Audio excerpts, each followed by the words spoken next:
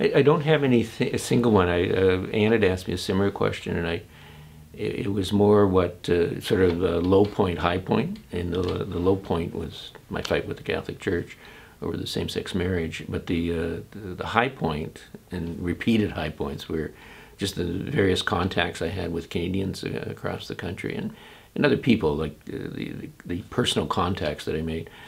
But I came away, especially the work that I did on palliative care, I came away with just a great appreciation of how many people we've got in this country who provide care for people who are in their last stages of their lives.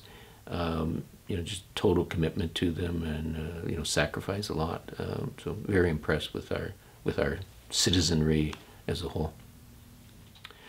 Well, it was all about jobs for this community, for the country as a whole, and maybe even internationally. It was about putting another dent in organized crime. They use that money for other criminal activities. Between us and the United States, we're talking billions and billions of dollars that is made illegally and goes into their coffers.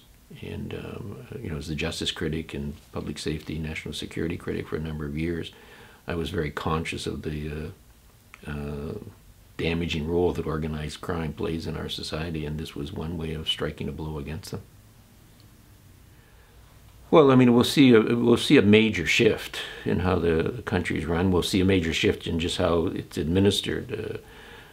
There will be much more accountability. There will be a much more open government than we've had over this last period of time. Even under the Liberals, will go way beyond where they were, but way beyond where the Conservatives have been.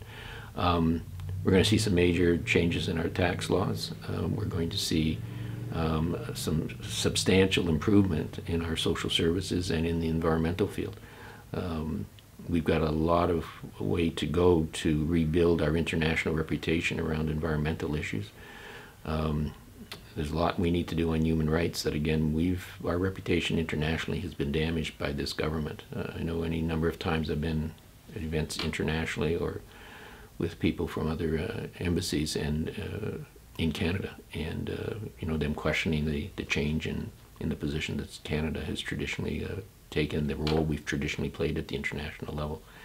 And so there will be a major shift in that regard, back to a more traditional, you know, into things like peacekeeping, into aiding and acting as mediators in situations rather than confrontational type of diplomacy.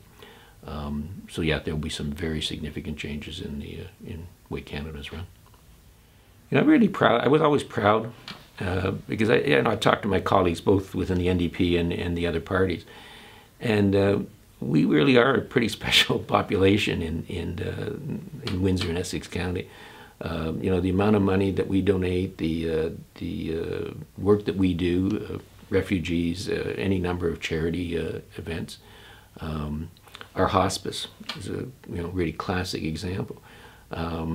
So Canadians as a whole, I think, are a caring society, but Windsor and Essex County would probably be up at the top of the list if I had to choose a community. So they really are very special people, and so I was really proud to be able to represent them.